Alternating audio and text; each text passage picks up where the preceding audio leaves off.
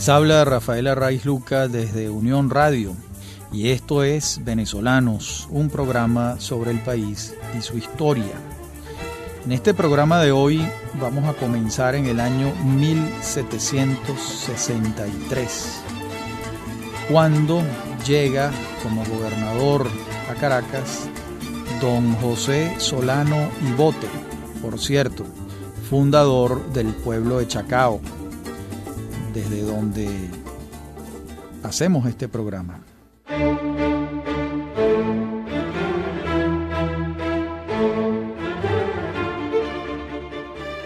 Solano y Bote no solo tuvo que instrumentar la expulsión de los jesuitas, que va a ocurrir durante su periodo en el año 1767, sino que le toca lidiar con un obispo atravesado, por decirlo menos, que era Diego Díez Madroñero. Madroñero, que era como se le conocía, tenía para entonces varios años en Caracas, con la tarea de poner orden en la Iglesia Católica y también, de acuerdo con la leyenda, iba más allá de sus atribuciones. Y una prueba de ello es que se empeña en santificar las costumbres de Caracas y toma la extraña decisión de prohibir el carnaval por ser una fiesta pagana. A su vez, dentro de este espíritu ultramontano, ultraortodoxo de Díez Madroñero, decide atribuirle a cada esquina de la ciudad de Caracas un nombre de santo.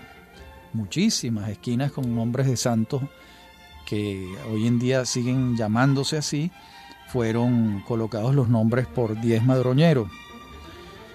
A su vez era muy severo en la práctica religiosa, en la liturgia, en la manera de llevar la misa, en el confesionario, etc. Y por supuesto Solano va a tener encontronazos con Díez Madroñero porque Madroñero está excediéndose del ámbito de sus funciones y, por ejemplo, como eso de ponerle a las esquinas los nombres de santos no es algo que forme parte de sus atribuciones como pastor de almas. De allí que Solano va a tener no pocos inconvenientes, tensiones, digámoslo así, con Díez Madroñero. A su vez, en este periodo de Solano tiene lugar la visita del obispo Mariano Martí. Este peregrinaje del obispo va a ser muy importante porque él levanta una relación de lo que ve y va a ser al día de hoy un documento muy valioso para el conocimiento de los territorios de entonces y de la situación en la que estaban. En cuanto a la expulsión de los jesuitas, el decreto real fue firmado el 27 de febrero de 1767 y tiene su fundamento en los hechos que ocurren en marzo de 1766 en Madrid. Nos estamos refiriendo a unas protestas que ocurren en Madrid de manera totalmente inesperada. Esas protestas se fundamentaban en el aumento del precio de la comida y de los cereales muy en particular. Y sin ton ni son, un tumulto lanzó alrededor de 20.000 personas a la calle. Y cuando el tumulto termina, la protesta termina, el rey nombra una comisión para investigar los hechos. Y la comisión encuentra la oportunidad perfecta para responsabilizar de los hechos a los jesuitas. Los convierten en el chivo expiatorio de aquel tumulto. La comisión estaba presidida por Campomanes, que era como se llamaba el presidente, era el apellido del presidente de la comisión. ¿Aparecieron pruebas que inculparan a los jesuitas de estos hechos? No, por supuesto que no, pero lo que se buscaba era hacerlos responsables. Fue una excusa que encontró Carlos III para expulsar a la Compañía de Jesús, con quien tenía unas relaciones muy, muy complicadas desde hace ya un tiempo. De modo que se interrumpe la obra de los jesuitas en América a partir de ese 27 de febrero de 1767. Por ejemplo, lo que habían hecho los jesuitas en Paraguay, donde sostenían una sociedad prácticamente autónoma en la producción de lo que necesitaban y a su vez alcanzaban unas cotas de altísima productividad, bueno, eso va a detenerse al menos en la conducción de los jesuitas de esas reducciones del Paraguay que han sido muy famosas y que han sido muy estudiadas por los resultados extraordinarios que arrojó. Estas medidas de Carlos III formaban parte, como sabemos, de las reformas borbónicas y del interés de Carlos III y de los suyos, de sus validos, de profundizar la centralización y limitar los atributos de algunos factores distintos a la corona española en América. Y un factor importante era el de la Iglesia y muy en particular el de los jesuitas, sobre todo por sus obras en Paraguay. Bien, esto es lo que va a tocarle a Solano Bote, que va a estar entre 1763 y 1771, y lo sucede Felipe Fondeviela y luego Francisco Arce, pero unos periodos muy breves y sin nada que apuntar verdaderamente relevante, de modo que seguimos hacia el gobierno de José Carlos de Agüero, en el que sí ocurrieron hechos de suma importancia.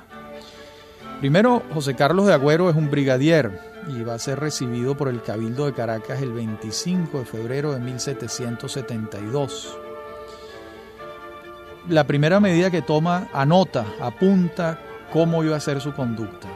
La primera es que no acepta recibir el sueldo honorífico con que la compañía guipuzcoana lisonjeaba a los gobernadores. De modo que eso ya es un punto interesante.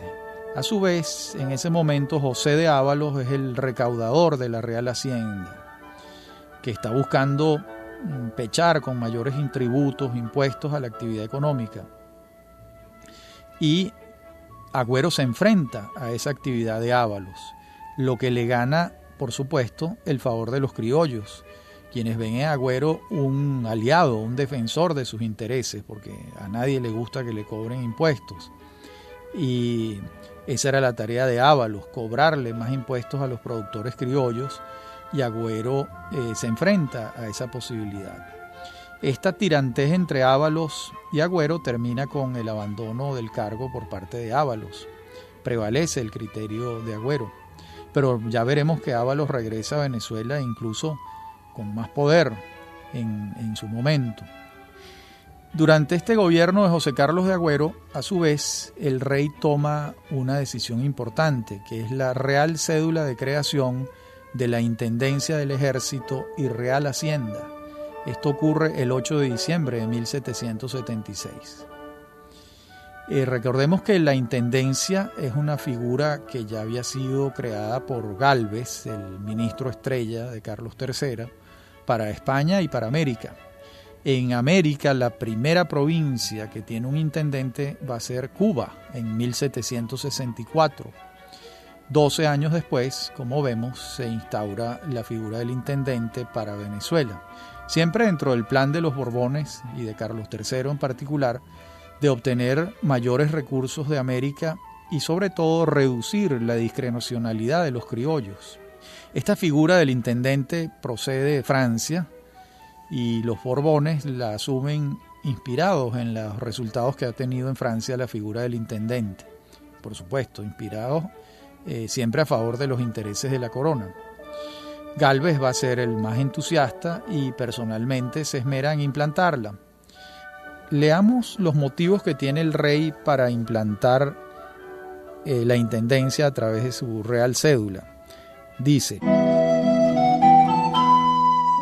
habiendo manifestado la experiencia, las ventajas que ha conseguido mi Real Hacienda en la mejor administración de las rentas y la tropa seguridad de su subsistencia, con el establecimiento de las intendencias en mis reinos de Castilla, y lo mismo con lo que últimamente mandé a establecer en la isla de Cuba, que ha producido los más favorables efectos. He considerado que pueden conseguirse iguales o mayores beneficios en las provincias de Venezuela, Cumaná, Guayana y Maracaibo, islas de Trinidad y Margarita, estableciendo en ellas el propio método.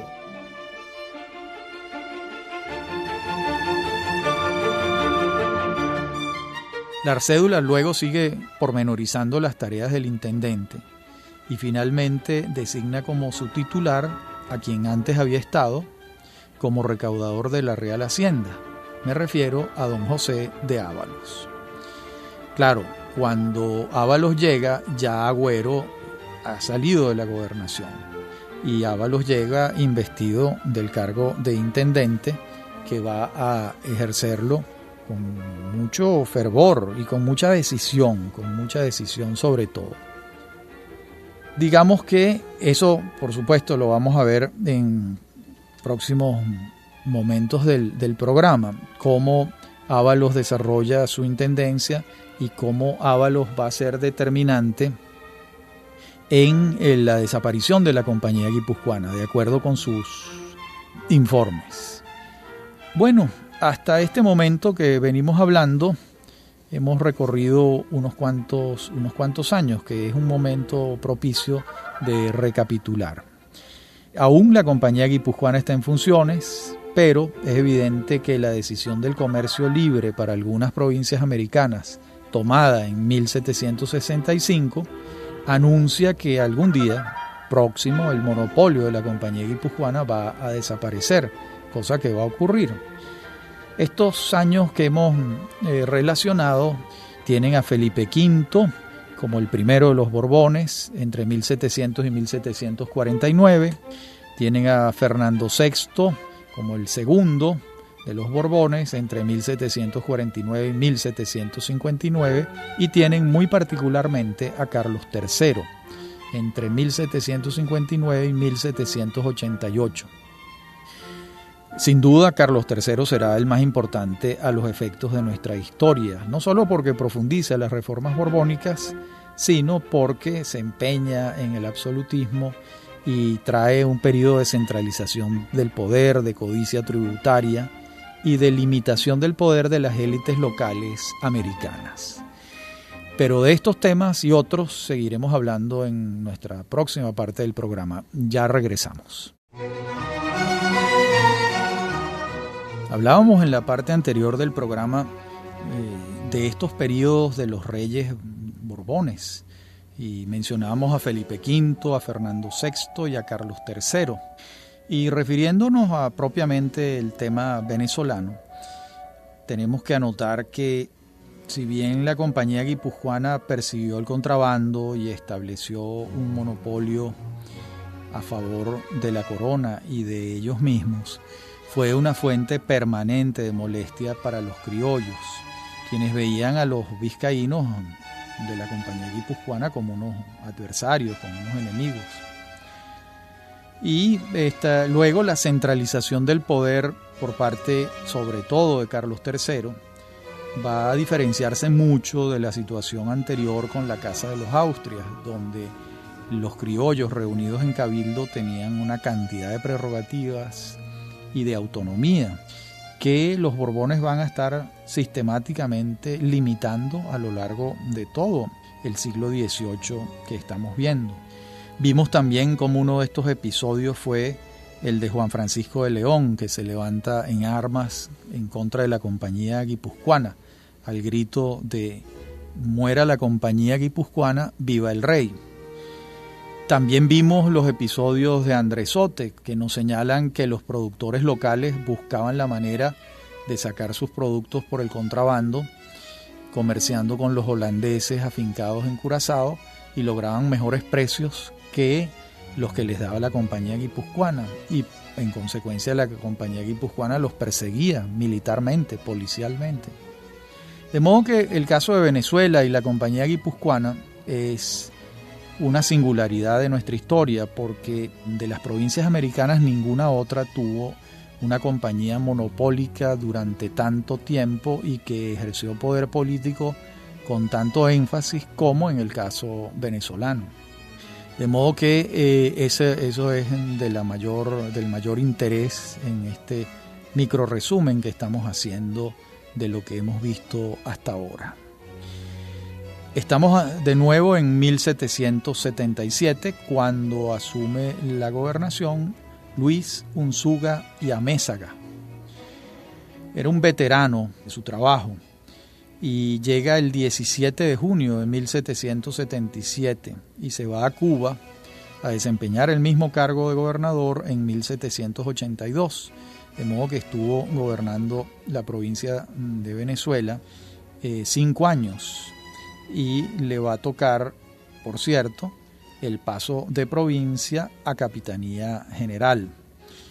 Va a tener unos inconvenientes importantes con el intendente José de Ábalos. Este problema estaba cantado, porque cuando llega Unzaga y Amézaga, Ábalos está de intendente, gobernando a sus anchas, y el nuevo gobernador no puede permitirse esto, y bueno, vienen los encontronazos. En 1777 también se crea por Real Cédula el Estanco del Tabaco. Esta cédula es del 24 de junio de 1777. Pero será el intendente Ábalos y no el gobernador a quien le corresponda diseñar el Estanco del Tabaco. Aquí vemos cómo había adquirido gran importancia el intendente por encima del gobernador. La cédula ordenaba que formasen parte del Estanco del Tabaco las provincias de Venezuela, Maracaibo, Cumaná, Guayana e islas de Trinidad y Margarita. Se inspiraba en lo que se había hecho en Nueva España, es decir, en México y en Guatemala. En pocas palabras, se trataba de un impuesto fijado en 12 pesos de utilidad líquida que iban a parar a las cajas de la Real Hacienda por cada quintal de tabaco producido. Por cada quintal 12 pesos para el rey, para la caja real. A la guipuzcoana, la creación del Estanco del Tabaco le trae una obligación que de pronto no le satisfacía demasiado, y es que tenía que comprarle a la Real Hacienda el tabaco producido a los precios establecidos en el mercado y no a los precios fijados por ella. Esto es una señal de que ya la guipuzcoana venía languideciendo. Estamos en 1777. Los productores locales se opusieron al Estanco del Tabaco por razones obvias. De nuevo, a nadie le gusta que le cobren impuestos. Pero para la corona era un negocio redondo, ya que el cobro del impuesto creció tremendamente. Es decir, había una actividad económica por la que no cobraban impuestos y de pronto comienzan a cobrar, y el crecimiento arroja cifras asombrosas. Fíjense en lo siguiente: el 28 de abril de 1779 la corona cobró 88.102 pesos, pero en 1795, bueno, unos cuantos años después, 17 años después, la corona cobra 955.277 pesos, tornándose entonces el tabaco en el segundo cultivo de estas tierras. El primero, como sabemos, era el cacao. Pero aquí estamos en una situación muy favorable para la corona, de no cobrar un centavo a 17 años después de estar cobrando 955.277 pesos por una actividad agrícola que venía en crecimiento, porque el tabaco venezolano era y es excelente, de excelente calidad. El Estanco del Tabaco va a terminarse en Venezuela en 1833, cuando ya está gobernando el general José Antonio Páez. Por cierto, su padre, el padre de José Antonio Páez, fue funcionario del Estanco del Tabaco en tiempos coloniales. Pero bueno, ya en 1833 la República le parecía que no era ese el camino, y desaparece el estanco y desaparece un cobro importante para la República que estaba comenzando a funcionar, ¿no? El maestro Arcila Farías dice que no hubo impuesto más exitoso para la corona en Venezuela que el del tabaco. Fue implementado por el intendente Ábalos, de modo que esta vez al rey, a Ábalos, le sonó la flauta, porque recogieron unos ingresos tributarios que antes no tenían. Bueno, como decíamos antes, la articulación, la instrumentación del Estanco del Tabaco fue una piedra en el zapato para la guipuzcoana y una nueva oportunidad para Ábalos para señalar por escrito al rey las deficiencias de la compañía guipuzcoana. Y el otro momento estelar que vamos a tener en estos años es el de la Real Cédula de creación de la Capitanía General de Venezuela. un momento fundamental para la vida de los venezolanos de ayer, de hoy y del mañana. ¿Por qué? Ya veremos por qué. En todo caso, el proceso de consolidación institucional se había iniciado con la creación de la Intendencia, como dijimos antes, y ahora con la Capitanía General, el 10 de septiembre de 1777. Veamos la argumentación del rey para crear la Capitanía General de Venezuela. Dice el rey: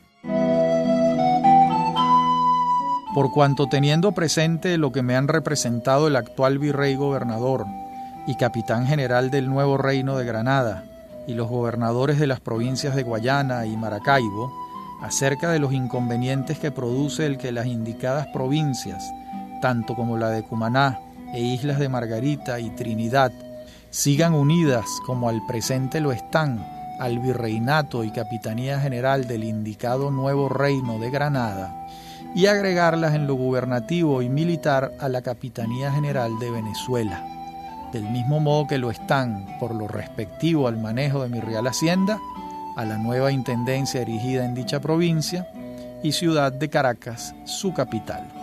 Asimismo, he resultado separar en lo jurídico de la audiencia de Santa Fe, se refiere a Bogotá, y agregar a la primitiva de Santo Domingo las dos expresadas provincias de Maracaibo y Guayana, como lo está la de Cumaná y las Islas de Margarita y Trinidad, para que, hallándose estos territorios bajo una misma audiencia, un capitán general y un intendente inmediatos, sean mejor regidos y gobernados con mayor utilidad de mi real servicio.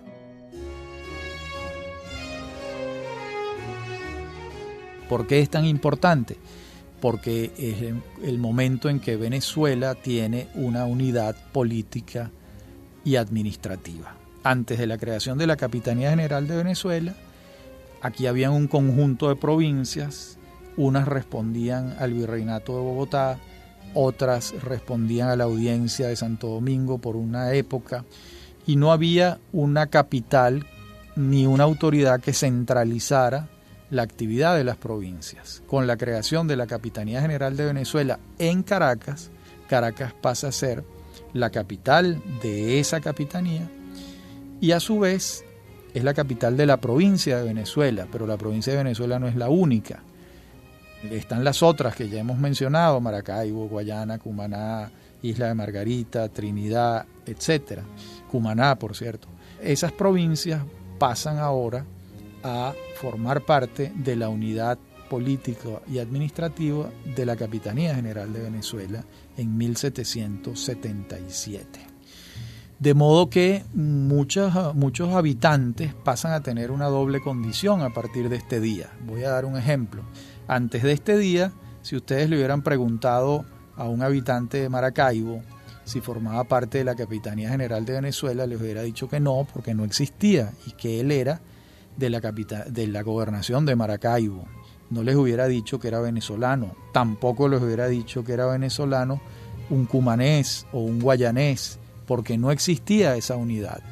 A partir de la creación de la capitanía, que la centraliza, comienza a verse, a asomarse un nuevo gentilicio, que es el gentilicio de los venezolanos, que es la suma de todas las provincias gobernadas por el capitán general de la provincia de Venezuela.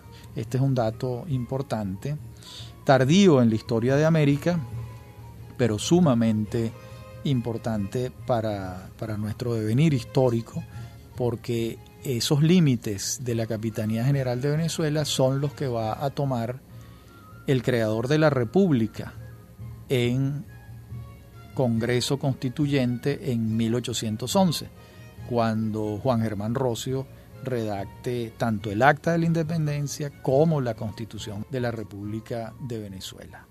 De estos y otros temas seguiremos hablando en la próxima parte de nuestro programa. Ya regresamos.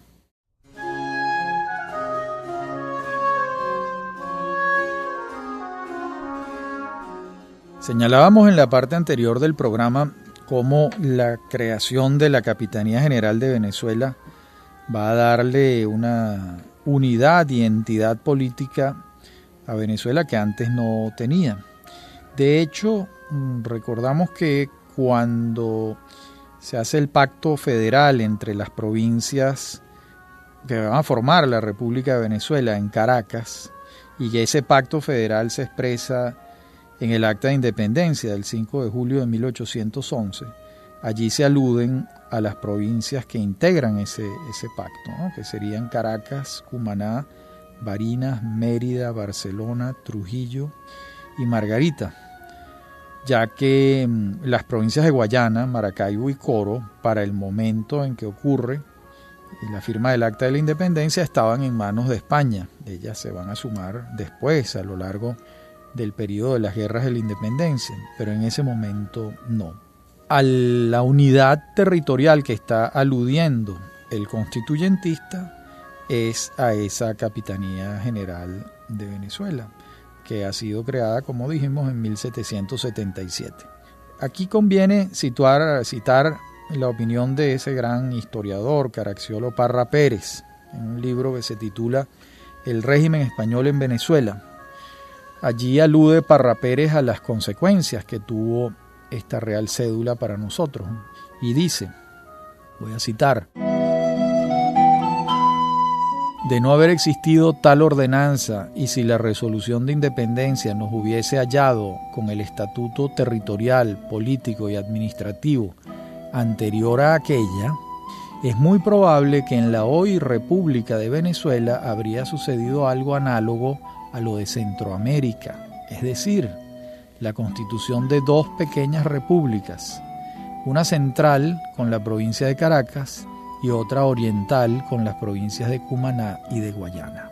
En cuanto al occidente del país, o sea, la provincia de Mérida y de Maracaibo, que antes de 1777 pertenecían al Virreinato de Nueva Granada, habría quedado en 1810 como parte integrante de Nueva Granada.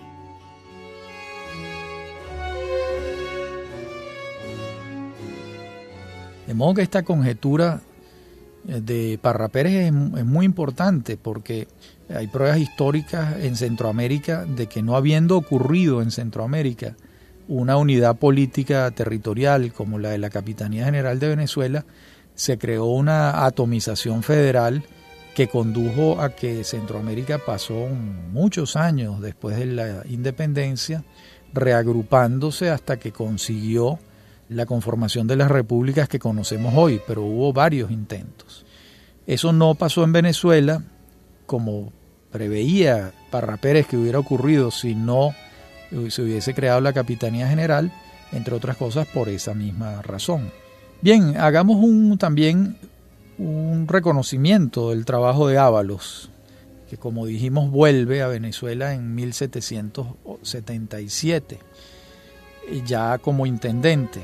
Antes lo habíamos visto en trabajos de la Real Hacienda y enfrentado al gobernador José Solano Ibote como contador mayor de la Real Hacienda.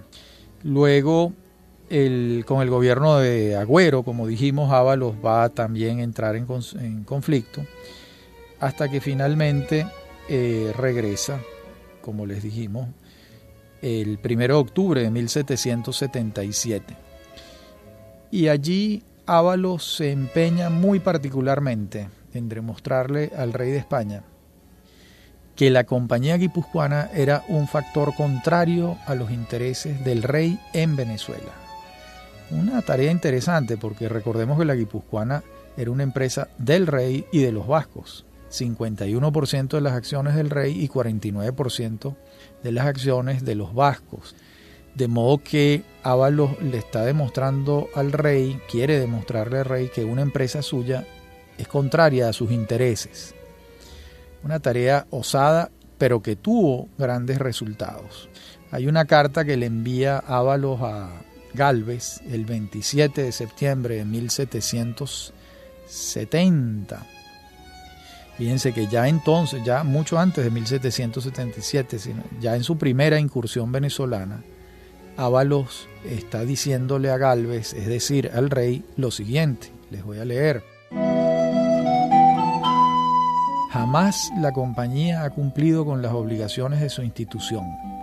solamente ha podido subsistir a fuerza de la tolerancia o disimulo de los gobernadores y ministros reales, siendo muy buena prueba de esto el que en el momento en que se ha querido proceder con rectitud, estrechándola algo las providencias, en ese mismo instante ha descubierto su flaqueza, aún antes de estar declarada la guerra ni haber experimentado sus efectos.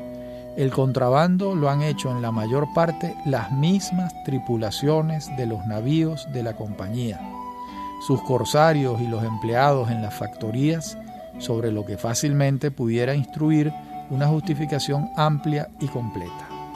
La compañía ha tenido ceñida su negociación a solo el fruto del cacao y algún tabaco, y esto todavía en bien corta cantidad y con infinita superchería, sin pensar jamás en el fomento de multitud de otros ricos ramos del comercio, de que la provincia es tan susceptible.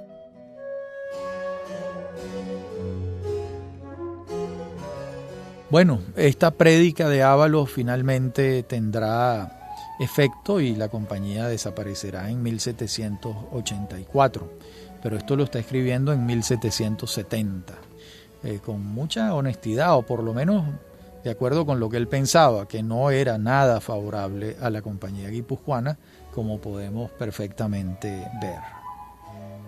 De todos modos, habíamos señalado antes que al declararse el libre comercio entre las provincias americanas por parte de Carlos III, un monopolio comercial como el de la compañía guipuzcoana en Venezuela tenía los días contados, y Ávalos remó en contra de la compañía hasta que finalmente ésta desaparece. Ávalos a su vez tenía su propio proyecto agrícola distinto al de la guipuzcoana, en el que pudieran exportarse libremente los frutos venezolanos que no se reducían solo al cacao, como él dice. Y esto coincidía con lo que se proponía Carlos III con su comercio libre a partir de 1765. De modo que no era descabellado lo que estaba proponiendo Ávalos en su momento.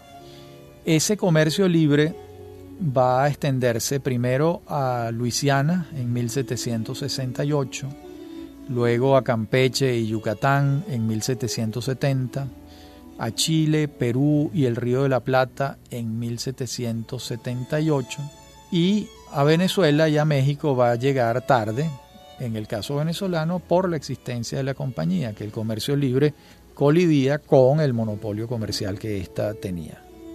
Sin embargo, hay una real cédula del 28 de enero de 1780 que extiende el comercio libre hasta la Capitanía General de Venezuela, dejando automáticamente sin efecto el monopolio de la compañía guipuzcoana, pero no inhabilitando a la empresa. ¿Qué quiere decir esto? Que la empresa podía seguir trabajando sin el favor de un monopolio comercial designado por el rey. Es decir, que pudiera funcionar como una empresa más que traía y llevaba productos. Y así estuvo. Por supuesto, esto no le convino demasiado a la compañía guipuzcoana y veremos cómo de 1780 a 1784 va a ser poco el tiempo que va a permanecer. La nueva situación de la compañía guipuzcoana consta en una carta enviada por Gálvez a Ávalos en 1781. Le dice Gálvez a Ávalos que tratara los negocios y asuntos mercantiles de la Real Compañía Guipuzcoana bajo las propias reglas que observara con todos los demás comerciantes particulares, y que le permitiera en los mismos términos que a estos hacer el comercio sin exclusiva a favor ni en contra, tanto con España como con las colonias de potencias amigas durante la guerra. Bueno, clarísimo, hasta aquí llegó el monopolio de la compañía guipuzcoana.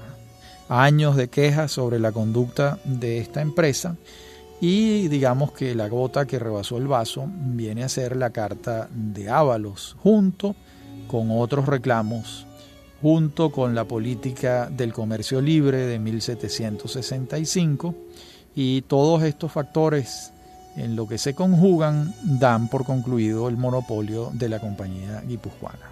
Entonces Ávalos ha debido sonreír porque su empeño de tantos años se vio cristalizado y desaparece el monopolio comercial de la compañía guipuzcoana.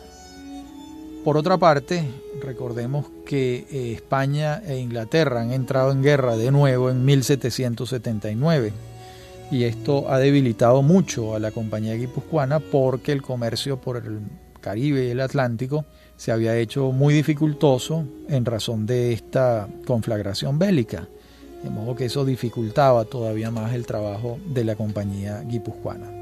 En 1781, por otra parte, ocurre la rebelión de los comuneros. Esto va a ocurrir en el entonces nuevo reino de Granada, en las poblaciones de El Socorro y San Gil.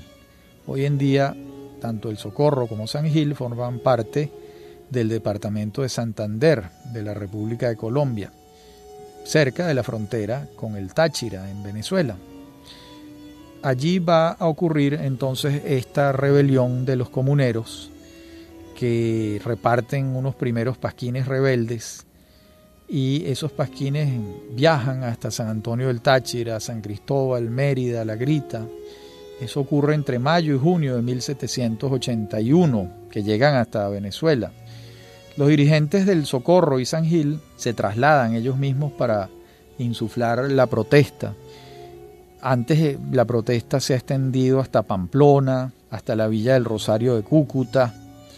Incluso la protesta es ellos mismos encabezando una hueste de 2.000 hombres. ¿Cuál era el motivo de los comuneros? ¿Por qué protestaban? Por los altos impuestos. ¿Y cuál era la consigna que esbozaban? Viva el rey y abajo el mal gobierno. De estos y otros temas hablaremos entonces en la última parte de nuestro programa. Ya regresamos.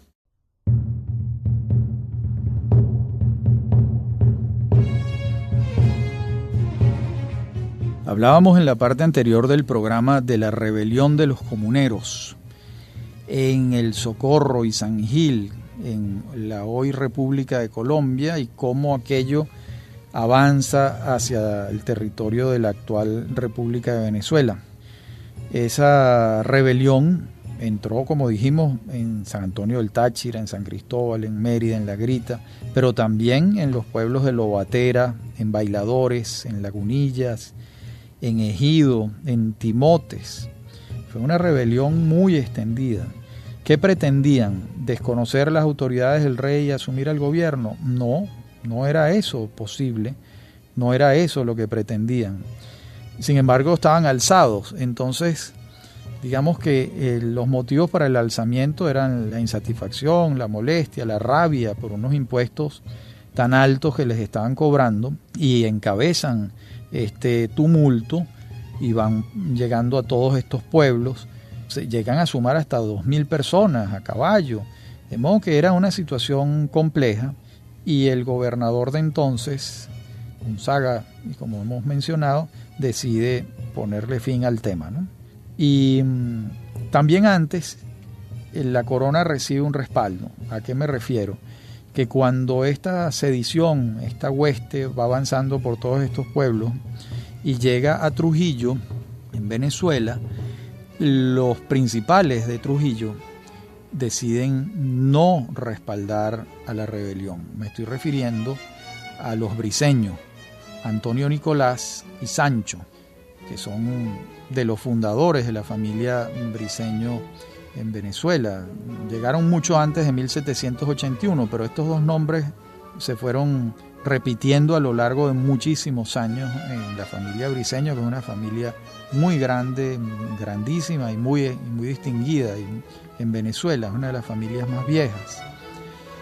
Ellos dos, Antonio Nicolás y Sancho, se oponen y a su vez reciben el apoyo tanto del intendente como del capitán general, así como del gobernador de la provincia de Maracaibo. Todos ellos envían tropas a Trujillo a respaldar a los briceños.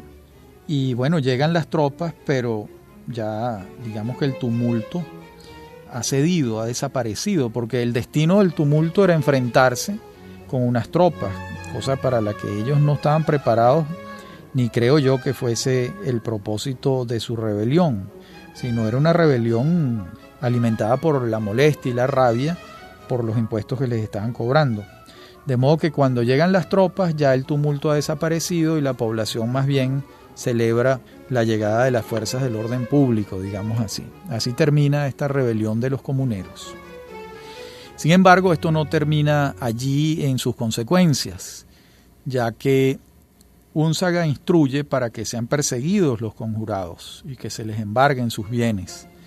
Hay juicios sumarios que condujeron a muchos a la cárcel, pero un tiempo después el arzobispo virrey de Nueva Granada, Antonio Caballero y Góngora, en Bogotá, le propone al rey de España un indulto para los comuneros de allá. Y bueno, ese indulto el rey lo acepta y con más razón lo reciben los comuneros de acá, porque si en el virreinato se ha aceptado el indulto, ¿cómo no se va a aceptar en la Capitanía General?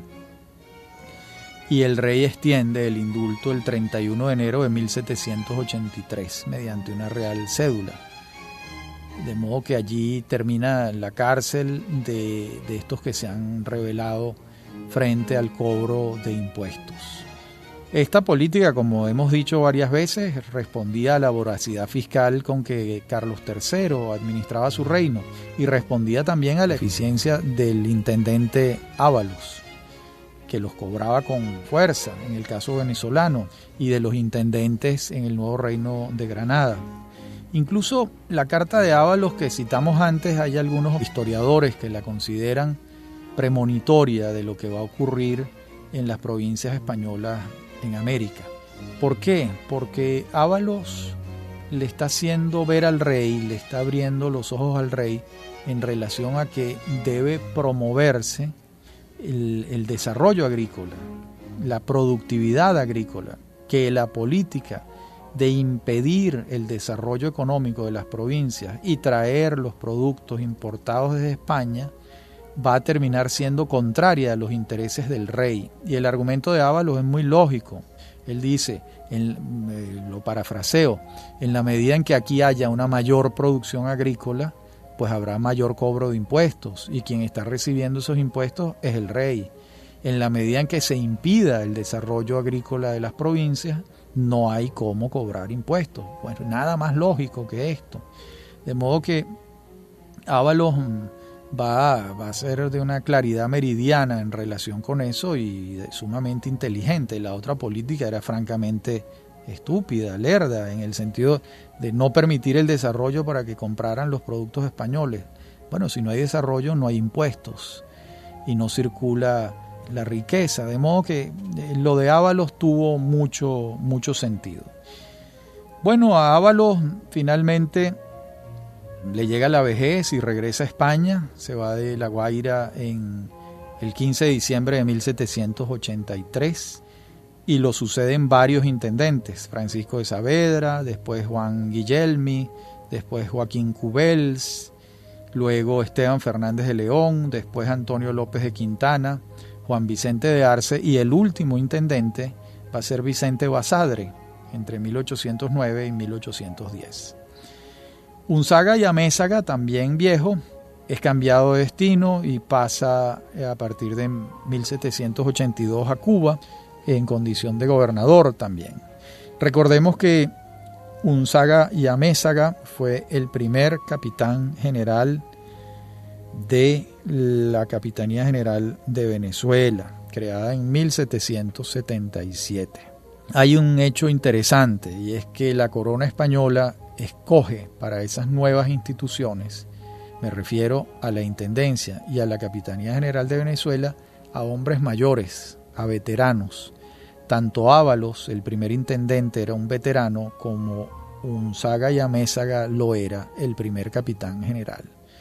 Y el rey no quiso experimentar con la juventud y para decisiones políticas de tal importancia como la Intendencia y la Capitanía General se arriesgó con hombres de probada eficiencia a su servicio. De modo que no hubo aventuras con jóvenes en una etapa de singular importancia para el imperio español en América y en Venezuela, como son las figuras del intendente y del capitán general. Hasta aquí nuestro programa de hoy. Habla para ustedes Rafael Arraiz Luca. Me acompaña en la producción Mary Sosa, en la dirección técnica Víctor Hugo Rodríguez y Fernando Camacho. Y esto es Venezolanos, un programa sobre el país y su historia. Me consiguen en mi correo electrónico rafaelarraiz@hotmail.com y en Facebook y en otras redes sociales. Ha sido un placer hablar para ustedes.